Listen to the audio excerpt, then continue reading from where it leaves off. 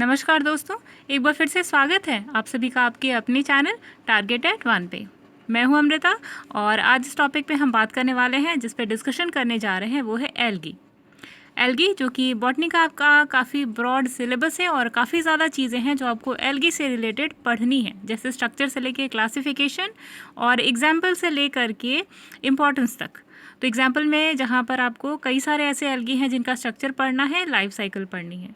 तो पार्ट 1 जिसमें हमने एल्गी के स्ट्रक्चर के बारे में काफ़ी डीप में डिस्कशन किया था, काफ़ी बेसिक सी चीज़ें जानी थी, ताकि जिन लोगों ने काफ़ी पहले बॉटनी का सेक्शन छोड़ चुका होता है या छोड़ चुका हुआ है उनके लिए यहाँ पे काफ़ी हेल्प मिलेगी। ठीक है। और हमने सिंपल से लेके यानी कि सिंपल फिलामेंटस से लेके ब्रांच्ड हेट्रोट्राइकस पैरेनकाइमेटस चिफोनीसिस सभी के बारे में डिस्कशन करी थी। और आज जो वीडियो है हमारी, ठीक है, इसमें हम बात करेंगे इंपॉर्टेंस के बारे में। और इसके पहले हमने काफ़ी डीप में डिस्कशन किया था क्लासिफिकेशन ऑफ एल्गी के बारे में। ठीक।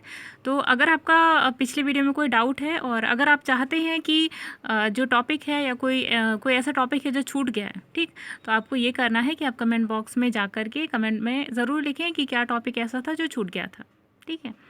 और गाइज़, अगर आप भी हमारे द्वारा दी गई पीडीएफ चाहते हैं, हमारे चैनल द्वारा दी गई, तो आपको ये करना है कि आप टेलीग्राम पर जा कर के हमारे डिस्क्रिप्शन बॉक्स में दिए हुए लिंक पर क्लिक करें।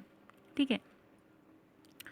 तो आपको सिंपली करना ये है कि जब आप डिस्क्रिप्शन बॉक्स में दिए गए लिंक पे क्लिक करेंगे तो ये आपको ले जाएगा टेलीग्राम चैनल पे, जहाँ पर आप हमारे चैनल से जुड़ सकते हैं और हमारे द्वारा दी गई पीडीएफ को ले सकते हैं।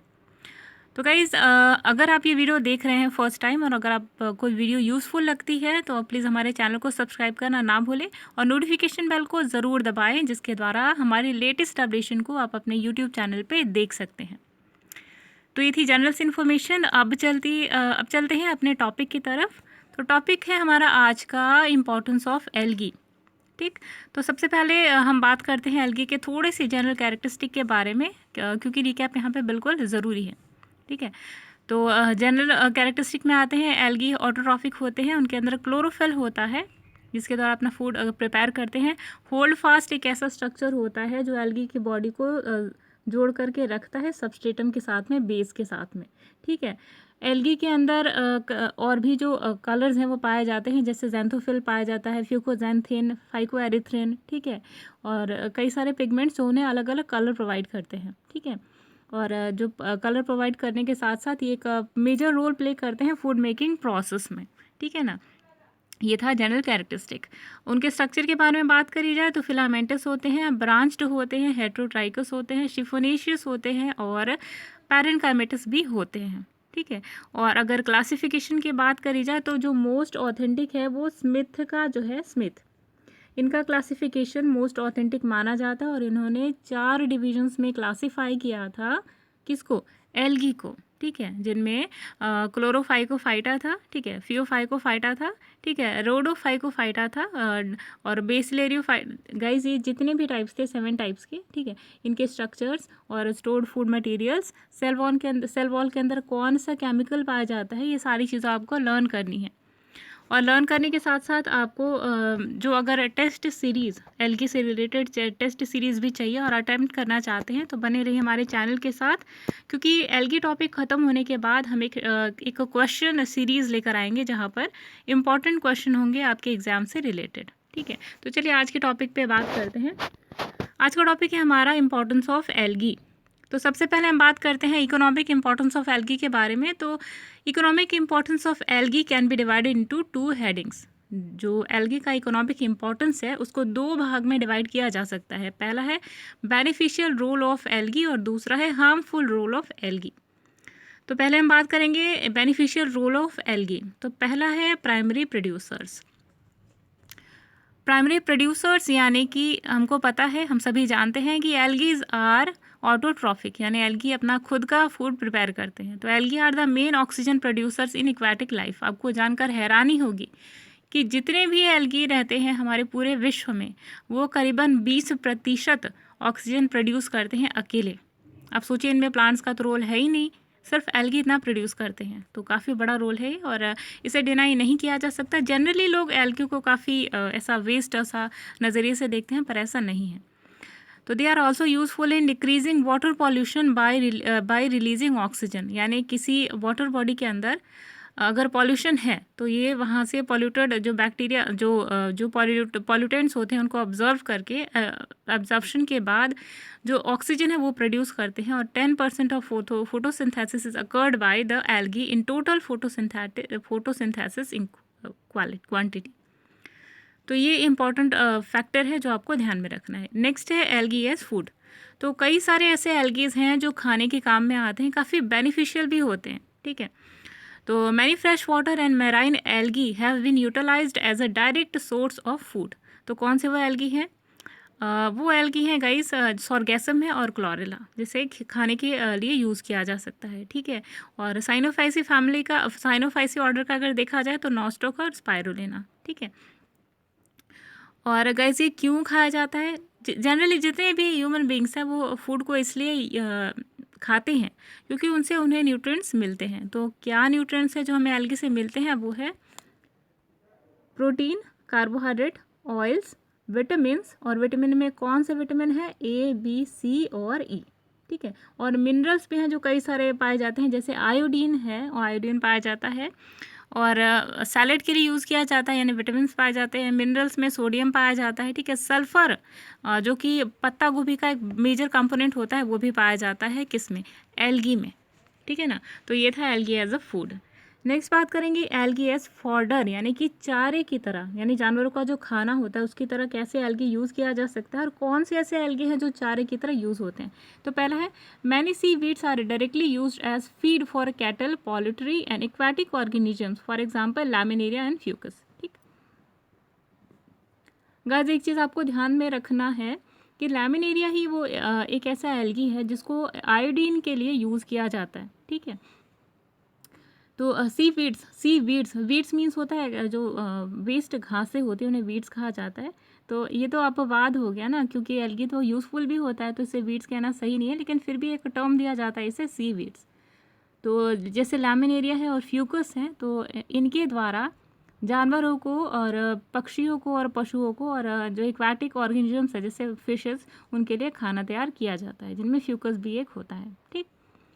सीवीड जो होता है वो मील इंक्रीज़ करने के लिए दिया जाता है जनरली पोल्ट्रीज़ को, जैसे कि गाय भैंसें होती हैं ना, या फिर जो गाय भैंसें, जैसे कि आपकी मुर्गी होती हैं, ठीक है, कबूतरें होती हैं, या फिर और भी जो ऑर्गेनिज्म जैसे डक होते हैं, ठीक है। आजकल तो जब हैन के एग्स अवेलेबल नहीं होते तो डक्स के जो एग हैं उनको मार्केट में दिया जाता है। तो ये भी एक इम्पॉर्टेंट कंपोनेंट होता है किसके लिए? सीवीड जो होता है मील इंक्रीज करती है एग लेइंग बर्ड्स की, जैसे कि हैन, ठीक है। चलिए नेक्स्ट देखते हैं एल्गी इन एग्रीकल्चर। तो एग्रीकल्चर की फील्ड में भी एल्गी का काफ़ी ज़्यादा इंपॉर्टेंस है। कैसे? पहला है एल्गी एज ग्रीन मैन्योर। तो एल्गी खाद की तरह यूज़ होती है। कैसे? दो एल्गीज होते हैं जिनमें एक होता है सॉर्गेसम और दूसरा है ग्रासिलेरिया, जो कि कॉमनली यूज़ होते हैं हरी खाद के रूप में कृषि में, ठीक है। दूसरा है seaweed manure increases the yield of barley, potato, coconut, palm, citrus fruits. तो जो सीवीड्स होते हैं यानी कि एल्गी, ये किसी भी अनाज का या किसी भी सब्ज़ी का, जैसे बार्ले हो गया, पोटैटो हो गया, कोकोनट हो गया, सिट्रस फ्रूट्स हो गए जैसे नींबू, चकोतर, ठीक है, इन सब का यील्ड यानी कि जो उपज है वो बढ़ाने में हेल्प करते हैं। तो काफ़ी बड़ा रोल प्ले करते हैं ना ये हमारे लिए, तो इसलिए इकोनॉमिकली भी हमारे लिए बहुत ज़्यादा इंपॉर्टेंट है। नेक्स्ट है एल्गी एज नाइट्रोजन फिक्सर्स। तो आपको पता होगा कि कई सारे ऐसे एल्गीज होते हैं, कई सारे एल्गी होते हैं जिनका फंक्शन होता है क्या? बायो फर्टिलाइजर्स की तरह एक्ट करते हैं, नाइट्रोजन फिक्सर्स की तरह भी ऐड करते हैं, जैसे कि नॉस्टॉक है। ये आपका क्वेश्चन आपके बीओ का जो एग्ज़ाम था, ठीक है, उससे रिलेटेड था, और यहाँ से क्वेश्चन आपके बीओ के एग्ज़ाम में भी आया था, ठीक है। तो जो एल्गी हैं, जैसे कि ज़्यादातर जो ब्लू ग्रीन एल्गी हैं जिन्हें हम साइनोबैक्टीरिया के नाम से जानते हैं, इनके अंदर एबिलिटी होती है फिक्स करने की नाइट्रोजन, जो एटमॉस्फेरिक नाइट्रोजन होता है इसको फिक्स करते हैं जड़ों में, ठीक है। और ये जो कैपेबिलिटी है वो एल्गी के अंदर पाई जाती है, जिनमें नॉस्टॉक होता है, एनाबेना होता है और स्पाइरुलिना होता है, ठीक। तो ये भी आपको ध्यान में रखना है। नेक्स्ट पे आते हैं। तो नेक्स्ट है algae used as reclamation of soil. तो सॉइल के रिक्लेमेशन में बहुत ही ज़्यादा हेल्प करते हैं। तो कौन से वो एल्गी है गाइस? ब्लू ग्रीन एल्गी यानी कि साइनोबैक्टीरिया, ठीक है। ये सलाइन और अल्कलाइन सॉइल्स को कन्वर्ट कर देते हैं प्रोडक्टिव सॉइल में, ठीक है। तो ये काफ़ी मेजर रोल प्ले करते हैं सॉइल्स के लिए भी, प्लांट्स के लिए भी, ठीक है। तो इससे हम एक जो अब आप जिस तरीके से आप एल्गे को देखा करते थे कि ये एक छोटा सा, जैसे एक टर्म बोला जाता है ना हिंदी में, काई, तो आपको ये लगता है ये तो यूज़फुल नहीं है बिल्कुल भी, कहीं पे भी उग जाता है और बहुत अजीब सा अपीयरेंस देता है, स्टिकी सा दिखता है। तो ये ऐसा नहीं है गाइस, काफ़ी हेल्पफुल भी होता है। अच्छा, अब बात करते हैं एल्गी के इंडस्ट्रियल पर्पसेस के लिए, ठीक। तो एल्गी यूज़ होता है इंडस्ट्रियल पर्पसेस पे भी कैसे। Many algae have been used as sources for the extraction of commercial products such as agar-agar, carrageenan, algin और diatomite। डाइएटोमाइट जो कि एक मेजर कंपोनेंट होता है जो कि डाइएटम से निकाला जाता है, ठीक है।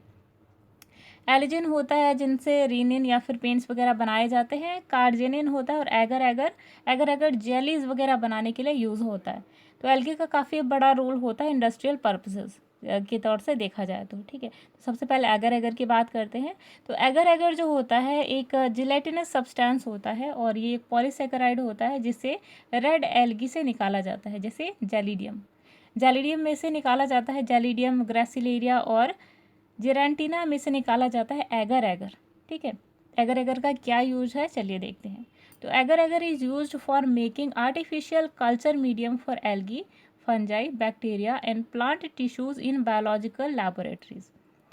यानी अगर आप बायोलॉजी के लैब के पर्पज से भी देखें तो यहाँ पे भी इक्वली यूजफुल है। एल्गी का कल्चरिंग करने के लिए, कल्चरिंग मीन्स व्हाट, किसी थोड़े से अमाउंट से एल्गी से खूब ढेर सारे एल्गी बनाना, यही तो कल्चरिंग मीडियम होता है ना, उनकी फेवरेबल कंडीशन प्रोवाइड करके। तो एल्गी का कल्चरिंग करना, ठीक है। एल्गी, फंजाई और बैक्टीरिया का कल्चरिंग करना, इवन प्लांट टिश्यूज़ के जो बायोलॉजिकल प्लांट टिश्यूज़ के ऊपर जो एक्सपेरिमेंट्स होते हैं, जो कल्चरिंग होती है, उसमें एगर एगर का काफ़ी बड़ा रोल होता है क्योंकि ये न्यूट्रिटिव मीडियम प्रोवाइड करता है इन सभी को, ठीक है। दूसरा, it is used as emulsifier in the preparation of ice creams, fruit jellies and dairy products. Emulsifier क्या होता है गाइस, जब भी कोई ऐसा प्रोडक्ट होता है जैसे कि एसिड है, ठीक है, तो उनकी एसिडिटी कम करने के लिए या उनको न्यूट्रलाइज करने के लिए इमल्सिफायर्स का यूज़ किया जाता है, ठीक है। तो कहाँ यूज़ होता है ये, आइसक्रीम्स में, फ्रूट जेलीज में और डेयरी प्रोडक्ट्स में, ठीक है। नेक्स्ट है, it is use as sizing agent in leather and textile industry. तो लेदर और टेक्सटाइल इंडस्ट्री में सीजिंग एजेंट की तरह यूज़ किया जाता है एगर एगर को, ठीक है। और ये पेपर मेकिंग में भी यूज़ होता है। तो ये थे सारे आपके इंडस्ट्रियल पर्पसेस किसके, एल्गी से रिलेटेड, ठीक है। नेक्स्ट देखते हैं एलिजिन का, ठीक है। तो एलिजिन का क्या फंक्शन होता है और एलिजिन किससे निकाला जाता है चलिए बात करते हैं। तो एलिजिन निकाला जाता है जिन एल्गी से, वो है लैमिनेरिया, माइक्रोसिस्टिक और एस्कोफिलम। ये तीनों ऐसे एल्गी हैं जिन्हें निकाला जाता है, ये तीनों एल्गी हैं जिनसे निकाला जाता है एलिजिन। अब एलिजिन का फंक्शन क्या है चलिए बात करते हैं, ठीक है। तो एलिजिन का जो फंक्शन है वो है making of antibiotic capsules like aureomycin बनाने के लिए एलिजिन का यूज़ होता है, यानी मेडिसिन बनाने के लिए एलिजिन का यूज़ होता है। Second, painting pests in textile industry, यानी कि जो पेंटिंग का जो पेंट होता है वो बनाने के लिए टेक्सटाइल इंडस्ट्री में एलिजिन का यूज़ होता है। नेक्स्ट है, it is used as thickener in cosmetics, pharmaceutical product, paints और पॉलिशेस। यानी कि जो एलिजिन है उसका यूज़ होता है कॉस्मेटिक्स में, फार्मास्यूटिकल प्रोडक्ट्स में, पेंट्स में और पॉलिशेस में, किस लिए, थिक करने के लिए। यानी कि जो भी सोल्यूशन अगर थोड़ा सा विस्कस टाइप का बनाना हो, ठीक है, थोड़ा सा बॉटली जो सोल्यूशन होता है उसको विस्कस में कन्वर्ट करना होता है, तो वहाँ पर यूज़ होता है एलिजिन। नेक्स्ट है, एलिजिन का यूज़ होता है इमल्सिफायर इन टूथपेस्ट, और टूथपेस्ट में यूज़ होता है ताकि उसको विस्कस जो फॉर्म है वो प्रोवाइड कर सके। लास्ट है, they are use in the production of plastic, rubber and artificial fibres. तो इन सब के लिए यानी कि प्लास्टिक बनाने के लिए, रबर और आर्टिफिशियल फाइबर्स बनाने के लिए यूज़ होता है एलिजिन, ठीक है। तो ये काफ़ी इंपॉर्टेंट जो फैक्टर्स थे हमने देखे यहाँ पर। तो आई होप गाइज आपको ये पसंद आया होगा आज का सेक्शन, इंपॉर्टेंस ऑफ एल्गी। अब कल के सेक्शन में, यानी कि कल की वीडियो पार्ट 5 में हम डिस्कस करेंगे ब्लू ग्रीन एल्गी के बारे में। तो गाइज़ यहाँ पे हम जितने भी टॉपिक हम पढ़ते हैं वो बिल्कुल सिलेबस वाइज पढ़ रहे हैं। अगर आपके पास टीजीटी का सिलेबस नहीं है तो आप हमारे टेलीग्राम चैनल को ज्वाइन करके वहाँ से आप टीजीटी बायोलॉजी का या साइंस का या किसी भी चीज़ का जिसका आपको सिलेबस चाहिए आप वहाँ से ले सकते हैं, ठीक है। तो चलिए अब बात करते हैं सॉरी, ये जो टॉपिक है ब्लू ग्रीन एली, इसको कल की वीडियो में बात करते हैं। आज के लिए बस इतना ही। आई होप आपको वीडियो पसंद आई होगी, और कोई ऐसा टॉपिक है जो इनअप्रोप्रिएट लगता है तो आप मर्यादापूर्वक उसे कमेंट बॉक्स में लिख सकते हैं। तब तक के लिए अमृता को दीजिए इजाज़त, और हाँ, एक लाइक ज़रूर दीजिएगा गाइस अगर आपको वीडियो पसंद आती है, क्योंकि बहुत ही ज़्यादा मेहनत करनी पड़ती है इन वीडियोज़ को प्रिपेयर करने में। तब तक के लिए अमृता को दीजिए इजाज़त। Bye bye.